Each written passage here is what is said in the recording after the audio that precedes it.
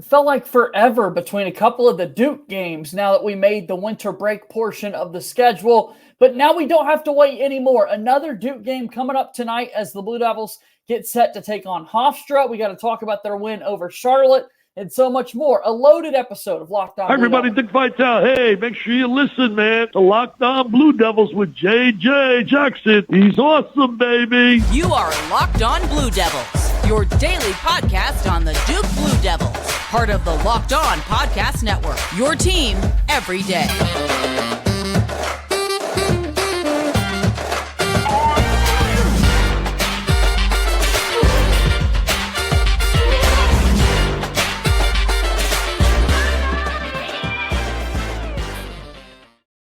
Hello, everybody, and welcome into another episode of the Locked On Blue Devils podcast. My name is JJ Jackson, and it's so great to have you here with us on this Tuesday, December 12th, 2023. Excited to be talking about everything going on in the life of Duke athletics. Locked On Blue Devils is your one-stop shop for everything that you need to know about the Duke athletics program. We spend a lot of time talking about football and men's basketball. Duke football, of course, now with the new head coach and Manny Diaz. Duke basketball, another win over the weekend against Charlotte, and they've got a quick game again against Hofstra. It felt like we had a long break getting through exam week for Duke, and now back-to-back games once again that we'll discuss here on today's show with our good pal Jordan Mann. If you have not done so already, please be sure to follow Locked On Blue Devils on X at LO_Blue Devils. I'm there as well at _JJ_Jackson_.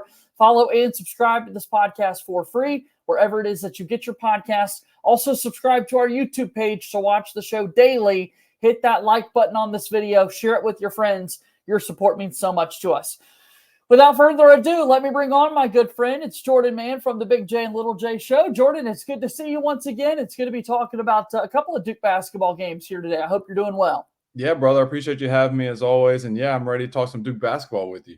Let's do it, man. We saw a fun game over the weekend. Duke is back in the win column with a win over Charlotte at home, an in-state matchup for the Duke basketball team. And they're able to put together an impressive win without Tyrese Proctor. Christian Reeves was also out with an ankle injury. We'll get to a couple of standout performances in just a little bit. But it is fun when you get some of those non-conference in-state games, Jordan. We've got a couple of matchups that we've seen so far this season where you're getting the big brands and the big programs that Duke's going up against. We haven't really seen that many games between Duke and UNC Charlotte. They hadn't played since 2009. It was good to get them back on the schedule. Yeah, it was good getting them back on the schedule. And then Duke plays Queens here coming up. And so they're just hitting Charlotte area very strong. So I think Queens might be looking at this game like, you know what? Charlotte lost by 24. Let's try and lose by 23 or less. So that's a little rivalry inside the city. But yeah, it was great to see Duke play Charlotte. Like you said, it's been a while and it's kind of crazy to think about, but it's always good to see Duke playing an inferior opponent. No offense to Charlotte, but inferior in-state opponent. All right, so we knew Tyrese Proctor would be out of the game and did not really know that Christian Reeves would not be able to go. That was another injury there for the Blue Devils. He'd been hurt, had come back, and now missing another game this season is Christian Reeves. But with this Duke basketball team trying to look at what would work, what changes could be made, ultimately it's Caleb Foster who gets his first collegiate start filling in for the injured Tyrese Proctor. And as you said, it's a 24-point victory for the Blue Devils. What jumped out to you? The Jaylen Blakes game. Yes. If you would have told me that there was going to be a Duke guard to not miss a three-pointer and you put something in my head, I would have not guessed Jaylen Blakes through the whole lineup. I would have probably guessed Spencer Hubbard before Jaylen Blakes in terms of 100% from three. But shout out to Jaylen Blakes, 5 of 5 from the field, 3 of 3 from three, 15 points. And he was the Energizer Bunny. Like Duke was dominant, and then Charlotte made a run, cut it to I think it was as close to 11 after they're down 25. But then Blakes made some sort of energizing play, and then he scored a much-needed bucket for Duke, and then that kind of halted that run for Charlotte. It wasn't Filipowski, it wasn't Mark Mitchell, it was Jaylen Blakes, and that just shows what upperclassmen leadership can do for a program. So shout out Jaylen Blakes sticking with it, and he played an outstanding game in 21 minutes. Yeah, it's interesting. We talk about the guard position and Proctor being out of the game. You could also throw in kind of the impressive game that we saw from Jared McCain, and we'll get to that in just a moment. But It was the guards who kind of told the story for this Duke basketball team. Jaylen Blakes is a player that I often have overlooked, and I don't think I'm the only one in the Duke basketball community who has overlooked a player like Jaylen Blakes. And it took no time whatsoever for him to make an impact, because you're talking about going for three from the outside, which is absolutely remarkable for Mr. Blakes himself. But how about his entry into the game and 90 seconds into checking in early in the first half? It's a steal, a fast break the other way, and Jaylen Blakes hammers one home on a guy to really kind of get the bench into it, the team into it.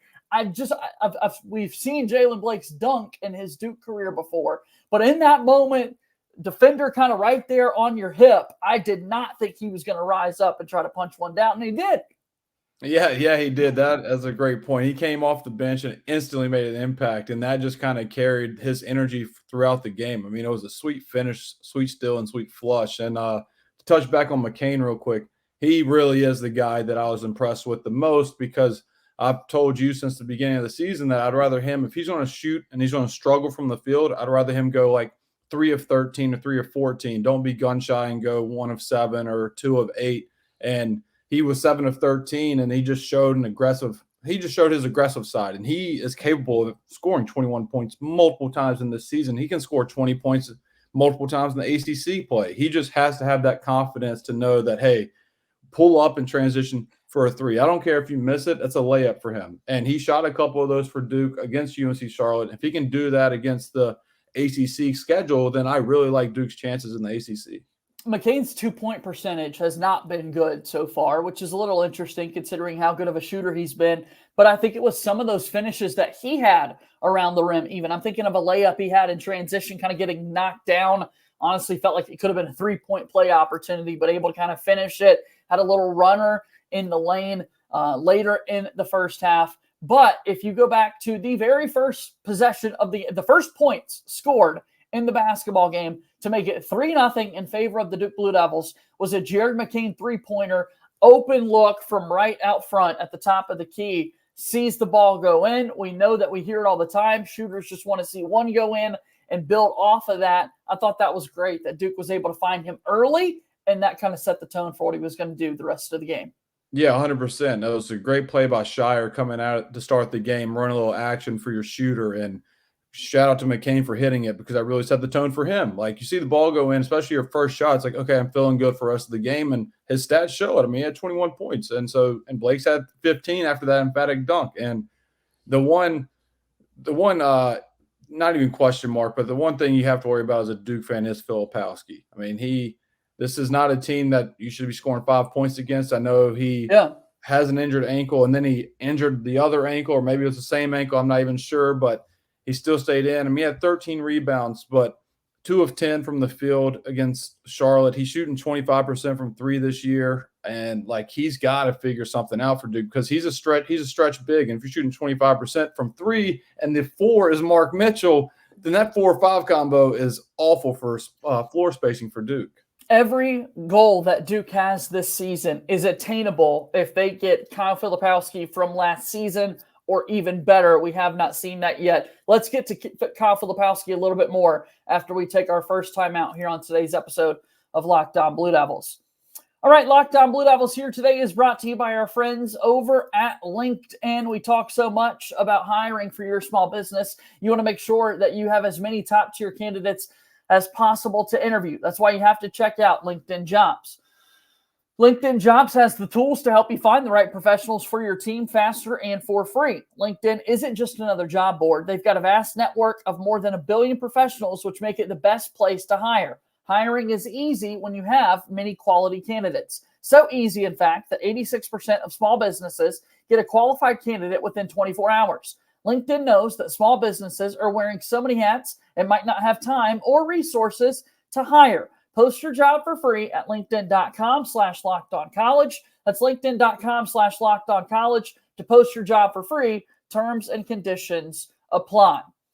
Let's move forward here on today's episode of Locked On Blue Devils. JJ Jackson alongside my pal Jordan Mann from the Big J and Little J show, also at Duke FB Fans on X. Follow him also on his personal account at Coach J Man to see all the basketball content And with the basketball conversations, Kyle Filipowski is one of the big names in the entire sport. He was picked to be the ACC Player of the Year. He had some good scoring numbers to start the season, but we saw one of his worst offensive games to date this season this past Saturday. As again, as you said a moment ago, 5 points, 2 of 10 from the floor for Kyle Filipowski. Tip of the cap to the Blue Devils for still finding a way to win by 20 plus despite this performance from Flip. But what are you seeing? What are you noticing, Jordan?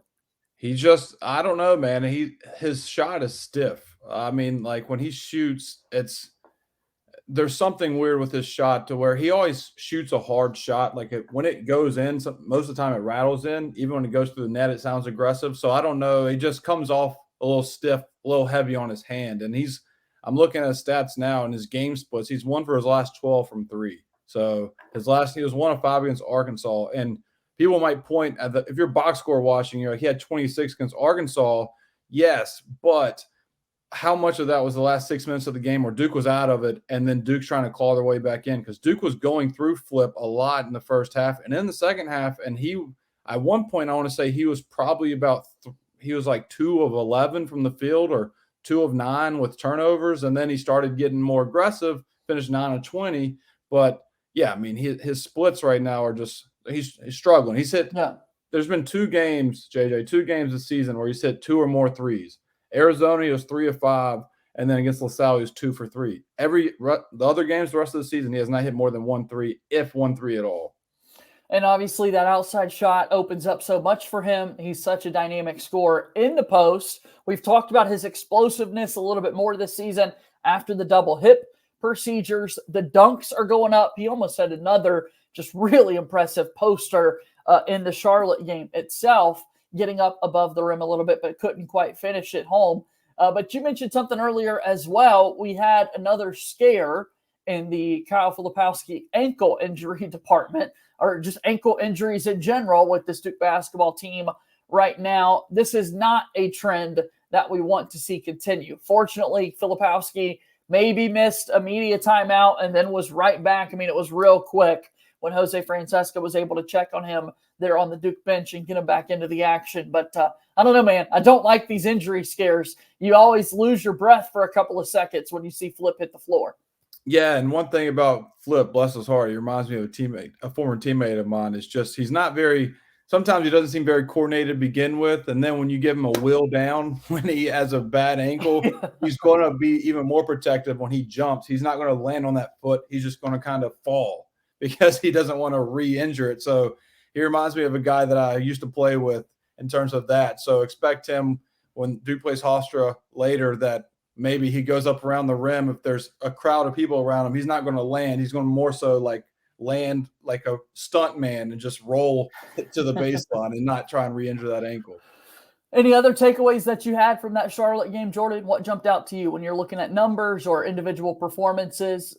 Yeah, numbers, that's pretty funny. It's a Mark Mitchell type of game, like he had 12 points and 8 came from the line. So that's that's just what he is, JJ. He is get to the rim, either make the shot or get fouled and go to the line. He was 8 of 12, so 8 of his 12 points came from the free throw line. He was 0 for 1 from 3 because it's not his game. But you see a guy that makes 2 field goals and you're like, oh, we had him in check. Well, he had 12, 5, 2, and 2 steals. So, that's a pretty solid Mark Mitchell game. He just has to keep going to charity stripe, and he's got to keep knocking them down. If he wants to get fouled and get to the rim, he's got to make his free throws a lot more consistently than he has been.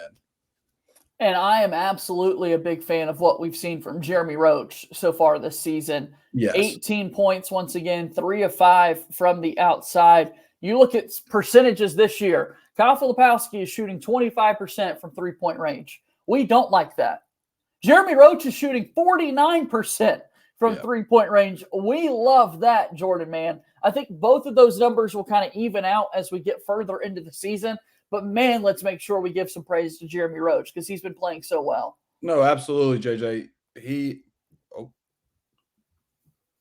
Sorry, JJ. I lagged. You're all good. We're with you. Go for it. But, so Jeremy Roach, like you said, he's just been consistent. It's what you want to see from a senior leader. The guy's he's a bucket, and his mid-range has always been his deadliest weapon. I've said that. He's a 3-level scorer for Duke, and if he's shooting in the 40s from 3 with what he can do from the mid-range and what he can do around the rim, then sometimes he can just put Duke on his shoulders like, let me carry you. And that's what you need as a senior guard, especially a senior point guard. And that's the most critical position to me in college basketball, senior point guard, is the point guard position, let alone a senior. And Roach has done an outstanding job. And hopefully when Proctor, whenever that is, when he comes back, they can really be that dynamic 1-2 punch that Duke fans were hoping for at the start of the season. Excited to see what Duke can do a little bit later today against Hofstra, another game due up for the Blue Devils. They've got a 6-3 record. Hofstra has a 6-3 record as well. Let's preview that game and a little bit more after we take one final timeout today here on Locked On Blue Devils. Locked On Blue Devils here today is brought to you by our friends over at FanDuel. As the weather gets colder, the NFL offers stay hot on FanDuel. Right now, new customers get $150 in bonus bets with any winning $5 money line bet. That's $150 if your team wins. If you've been thinking about joining FanDuel, there's no better time to get in on the action. You got to check it out this time of year. We're getting deeper and deeper and deeper into these division races. Shout out to Jordan Mann's Dallas Cowboys for a dominant victory over the Philadelphia Eagles this past weekend. A lot of good props there for who could win the NFC. Cowboys, Niners, Eagles. Who do you like? Check it all out at FanDuel. The app is so easy to use, a wide range of betting options, including spreads, player props, over-unders, and more. Visit FanDuel.com/lockedon and kick off the NFL season. FanDuel is an official partner of the NFL and the Locked On Podcast Network. All right, let's keep it moving. Locked On Blue Devils here today. My pal Jordan Mann's here with me. You like that little plug for the Cowboys? Yeah, I appreciate it. That was an outstanding win. I had a great time Sunday night because I was not expecting that. So thank you for the plug. Yeah, no doubt. That was a fun game to watch. All right, Hofstra is the opponent tonight for Duke basketball. The game's going to be broadcasted on ESPN2, 7 p.m. Eastern time, back inside Cameron Indoor Stadium. Hofstra is number 101 in KenPom, and they are one of the most experienced teams in the entire country. What stands out to you about this matchup? Yeah, I mean, the experience. Like, that is one thing that Duke has to be better at, is playing teams that are quality with quantity in terms of experience. And that's who beat Duke in March. I know, obviously, Hofstra's not Tennessee, but in terms of the roster, that was a bunch of veterans. And Duke's going to have to – they're going to have to handle it. The young guys are going to have to handle playing a juniors and senior bunch at Hofstra against Hofstra, and it's going to be a good contest. I think they're going to be ready to play at Duke, and I'm really curious to see how Duke starts out if John Shire wants to go through McCain again early to get him going, because with how the season has played with McCain, he's played significant minutes, but his shots haven't been there in terms of volume. Like I said, last game, 7 of 13. Let's see if he can go double digits again, JJ, and just shot attempts. Yeah, we'll see what they're able to do against this team with the experience that Hofstra has. Hofstra, as I said, number 101 in KenPom. KenPom predicts an 80-66 Duke win tonight and gives Hofstra a 10% chance to pull off the upset and win. The ESPN Basketball Index gives Hofstra a 13% chance. 6-3 record for the Pride. They had a 5-game winning streak before falling to St. Louis in their last game. And it's the guard play that we talked about for Duke. It's also the guard play for Hofstra because they've got so many guys who can really shoot it from the outside, Jordan. Yeah, I mean, that's going to be – that just goes to my test. I said as much as I praised Roach about being a senior point guard, and that's how successful your team can be is based off the point guard position, Hofstra's got that in their guard play as well. So I know that, again, Hofstra is not Duke's level, but those guys are not going to be rattled coming into Duke. They're going to come and try and set the tone and try and pop Duke in the mouth, and Duke's got to just be ready for it. And if they do, Duke's got to bounce back. So I want to talk a little bit about their guard play because it's an experienced team. Like we said, KenPom has them and it's number 20 in experience in the entire country. And it's a team that loves to shoot it from the outside. 46% of their shots are three-point shots, and it starts with their point guard, Tyler Thomas, number 23 for Hofstra. He's in his senior season, averaging 23.6 points per game. This is a player that Proctor would have easily matched up on, I believe, if he was able to play. But Duke, of course, will be without Tyrese Proctor more than likely a little bit later against Hofstra. So a big matchup when you're taking on a player like Tyler Thomas. I said the scoring numbers there, 23 points a game, but also what's noteworthy is the number of three-point shots this guy is taking, Jordan. He's a 40% three-point shooter. He has shot 81 three-pointers already in 9 games this season for Hofstra. To put that in perspective for Duke fans, Jared McCain leads the team with 36 three-point attempts. And this guy for Hofstra, in the same amount of games, has already shot 81 of them. Tyler Thomas is on the top of the scouting report for Duke. Well, to go off of that, JJ, not to actually you on your own show, so don't ban me, but I see on ESPN.com he's 39 of 94. He shot 94 threes via ESPN.com. Whoa. Now ESPN.com might not be right. You might be correct, but that goes to your point. This guy is a gunner. And what's even crazier, JJ, is he is shooting 96% from the free throw line, and then Jaquan Carlos is another guard for them, and he's shooting 96% from the free throw line. This is the best free throw shooting backcourt in the country. I mean, this is insane. So it's going to be – I mean, it's crazy. He's averaging – both those guys are averaging double digits. Tyler Thomas, like you said, he's averaging 24 a game, and Jaquan Carlos averaging 11. But both those guys – that's how you can tell if a guy can really shoot it or not is their free throw percentage. Just look at J.J. Redick and his career at Duke. No doubt about that. Yeah, no, I'm seeing those numbers as well. Thank you for actualing me. I've updated, and it's even more impressive than I thought for Tyler Thomas. So definitely a player that Duke needs to kind of key in on. Hofstra coached by Speedy Claxton, who played at Hofstra, had a big NBA career. I think I saw in their notes a little bit earlier in the week. There are now 6 players or 6 coaches in Division I college basketball who went all the way to the NBA as a player and have now come back to coach their alma mater. The man down the road in Chapel Hill, Hubert Davis, is one of those 6. Mike Woodson at Indiana, but we're going to see a man in Speedy Claxton coaching Hofstra, and he's got a really experienced team that's good at the guard play. Kind of makes sense. It all adds up. Yeah, I'm excited to watch this Tyler Thomas guy. I mean, I'm going to be honest with you, JJ. I didn't know much about him until I didn't either until I looked at the numbers. Previewed this with you, and now 167 field goal attempts in 9 games. Are you kidding me? Yeah. Oh my God! If I had half of that green light, I would have at least went to Israel and played professional basketball. I would have played in the league. I would have played some Division you would have gotten a paycheck. Yes. Yeah. Yes. Good God. Yeah, but check it out. That's the guy to be watching out for. All right, on the Duke side of things, does McCain carry over his performance from this past game, you think? I think Shire is going to give him the green light. I mean, I think Shire's just be like, hey, like, we're going to run sets for you again like we have been. Do not be gun shy. And so I don't know much about their guard play defensively, but McCain has shown his ability to shoot around tough contest. I mean, it's funny, JJ. It seems like he struggled a little bit from 3 this year, like, in spurts. He's shooting 41% from 3. That's what you want. You want a guy that shoots over 40%, and you're like, Jared is shooting better than that, whatever he's shooting at Duke. So let him keep shooting, and I think if he shoots double digits, like, again, get him more than 10 field goal attempts tonight, and I would love to see it. How does Kyle Filipowski get back going? You got to get to the line. You got to get your head down, go to the rim, get fouled, see the ball go in the free throw line, and hopefully that translates. When I was always in a shooting slump, I try and get to the line, just see the ball go in, and then once you do that, it just kind of lets you breathe. It gives you a breath, and then hopefully the first 3 that he shoots is near the top of the key or the slot. The slot is right beside the top of the key. So one of those 2 positions, and hopefully we see Flip make his first 3-pointer tonight. That'd be a great sign for him for the rest of the game.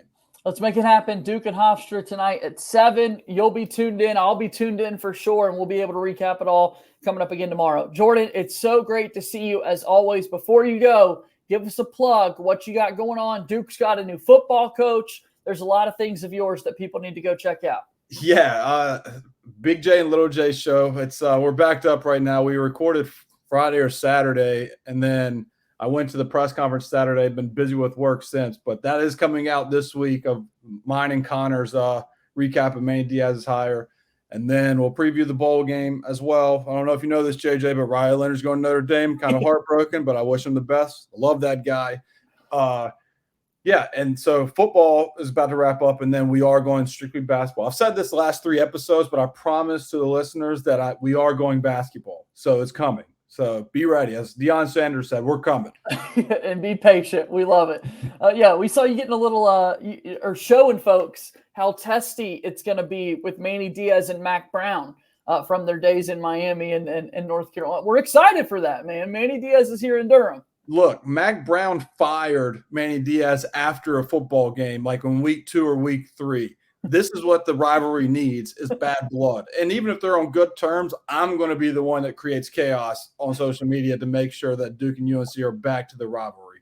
That's what you're doing. Good at doing. We love that. Jordan, thanks for the time. We'll talk again soon, okay? Thanks, brother. See you later. All right. That's Jordan Mann joining us once again on today's show. Great stuff, as always. Please go support his work. Really appreciate him taking time each and every week to join us here on the show. That's going to do it for our show here today. As always, go Duke. I'll talk to you tomorrow. My name is JJ Jackson. Thank you and good day.